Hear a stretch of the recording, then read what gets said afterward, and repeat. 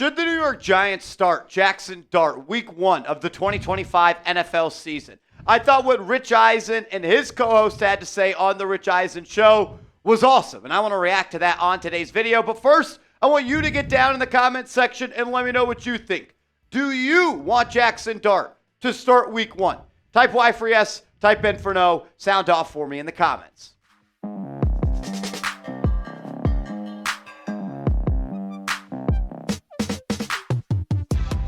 You're watching Giants Now by Chat Sports. I am your host, Marshall Green. Appreciate everybody for stopping by. We're a week removed from the New York Giants trading up into the back half of round 1 to select Jaxson Dart. And one of the main things I have been wondering and spending a lot of time on when it comes to thinking about is, when will Jaxson Dart become the starting quarterback? Will he become the starting quarterback this year? And should it be week 1? On the Rich Eisen Show, Rich and his co-host had a really good back and forth. I'm going to read the Rich Eisen quotes, and I'm going to have producer Alper read the Chris Brockman quotes. So let's just dive into it. A little bit lengthy, so stick with me, but I thought it was really, really good stuff. Rich Eisen pretty much said, that's not happening. No way. That's a total overreaction. I don't even care what happens in training camp. And I understand the SEC and the Big Ten dominated the draft. And thus the SEC, in an argument, is as close to the NFL as any level of football. No, thank you. Not even Eli, as you recall, started from Ole Miss right for the Giants. Not necessary. You've got 2 veterans in there and Tommy Cutlets. Here's my pushback. The Giants have absolutely zero commitment to Russell Wilson or Jameis Winston, right? They're not in this for the long game with either of those guys. I can't imagine all 4 of these guys will be on the roster, come week 1.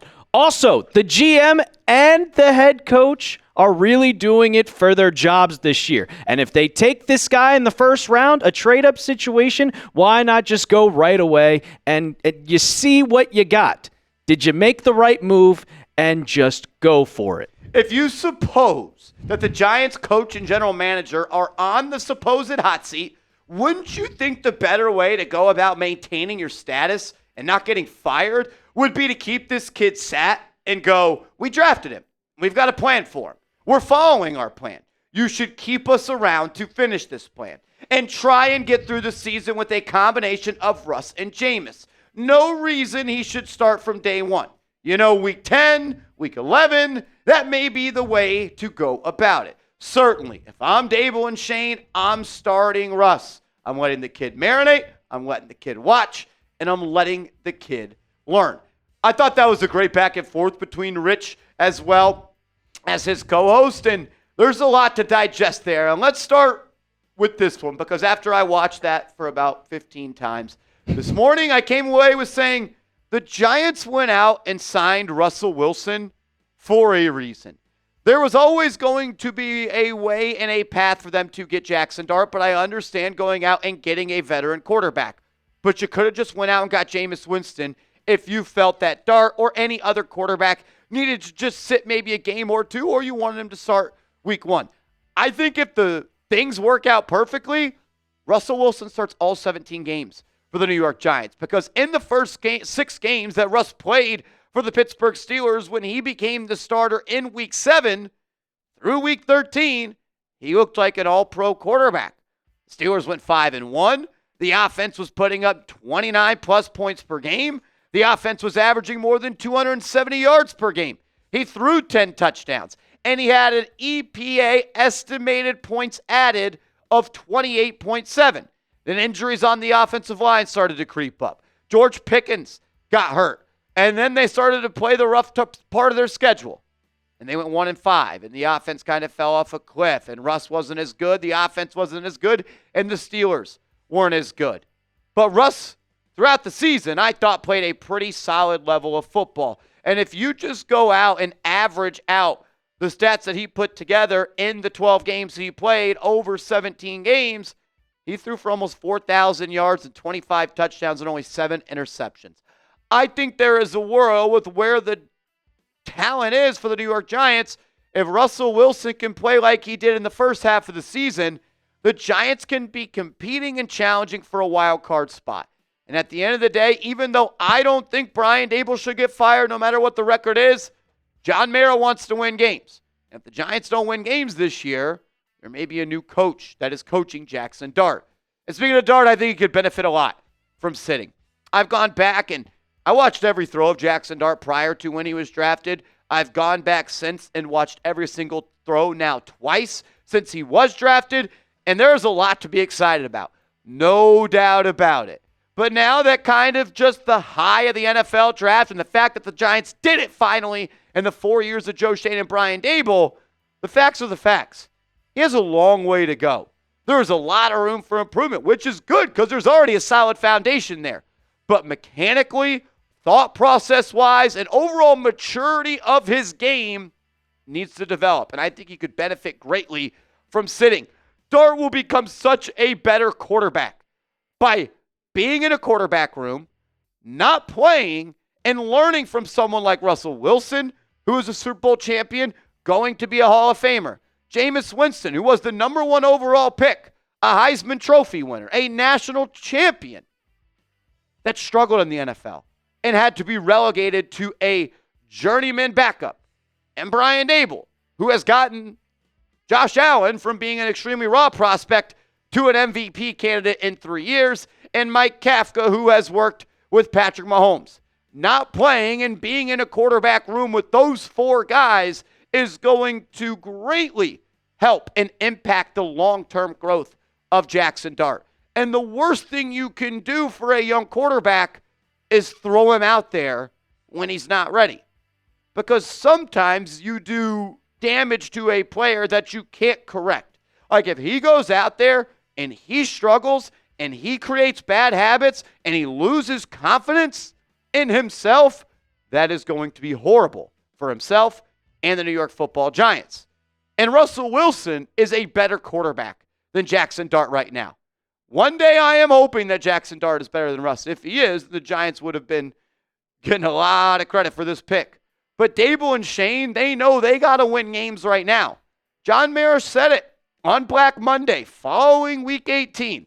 If we are in this same position this time next year, we're going to be having different conversations.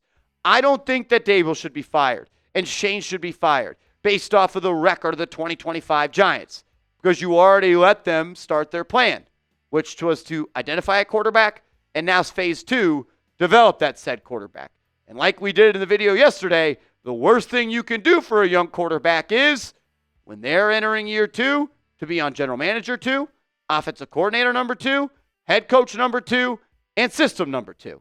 That's how you screw a kid up. Kind of like you did. If you want to say they screwed up Daniel Jones, that's exactly what they did. I never thought he had the NFL talent, but learn from your mistakes. Russ gives you the best chance to win games right now. Like, it is what it is. He had the Pittsburgh Steelers in the playoffs last year. Russ is one of the more accomplished quarterbacks in the last 15 years in the NFL. He's going to be a Hall of Famer. He is a Super Bowl champion.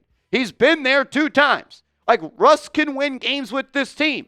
This team is much better, talent-wise, than what it was last year. Going into week 1 of the 2024 season, ESPN and Pro Football Focus has the New York Giants roster ranked as either the worst roster in the NFL or the second worst roster in the NFL. And they were right. The Giants stunk. But they didn't really lose anybody in free agency. Azeez Ojulari was a rotational piece who missed every single game after the trade deadline except one. Jason Pinnock is a very replaceable player. And I got a lot of love for Jay Penny. Dory Jackson was nothing last year. And the only thing Drew Lock did was screw us out of the number 1 overall pick. So you lose one-ish starter and Jason Pinnock, and you go out and you sign the best corner in free agency in Paulson Adebo. You go out and sign the best safety in free agency in Javon Holland. You add Chauncey Golston, who at the time was edge 3, but then you went out and drafted Abdul Carter. So Chauncey Golston is now edge 4, and he was a really pivotal piece in that Dallas Cowboys pass rush over the last couple of years. You went from the worst quarterback room in the National Football League, from Daniel Jones, Tim Boyle, Drew Lock, and Tommy Cutlets, and you add Russell Wilson and Jameis Winston.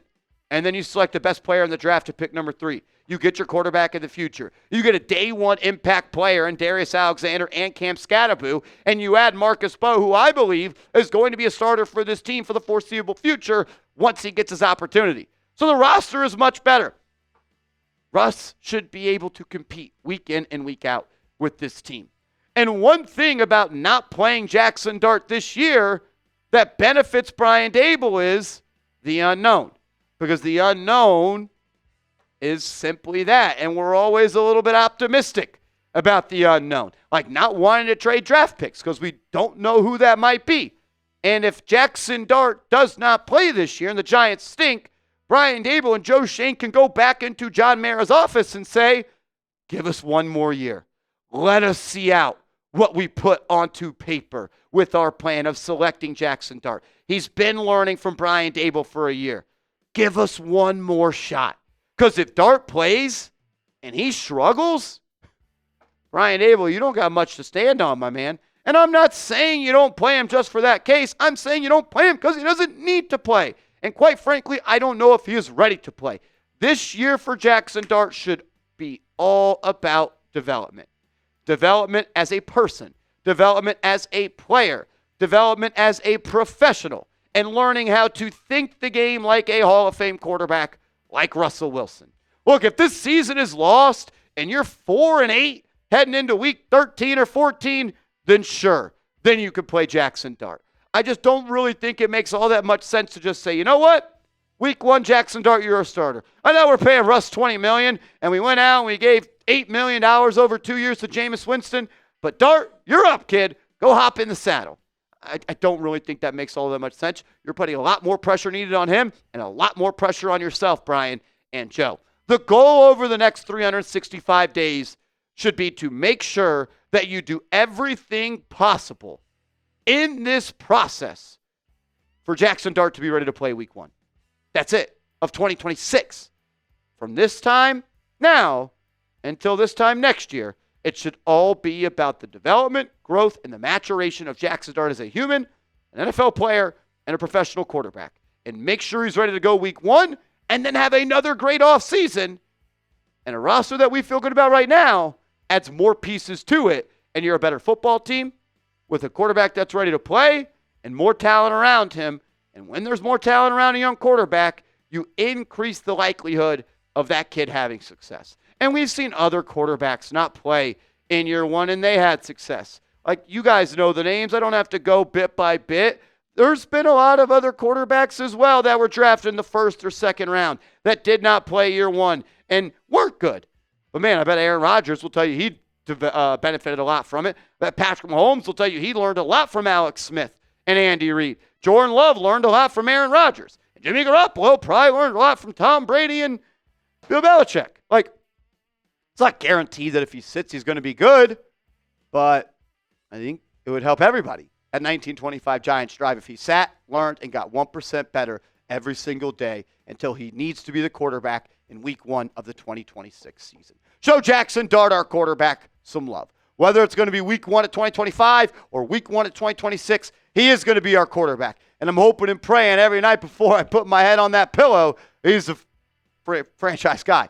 Give me a dart down in the comments section and get his jersey today by going to chatsports.com/dart. That's chatsports.com/dart, all lowercase letters. That link will be clickable down in the comments and description of today's show. Make sure you are following me on social media. I'm on Twitter. I'm on Instagram. Same handle, @MarshallGreen_. Hit that like button, subscribe, and let's go Giants.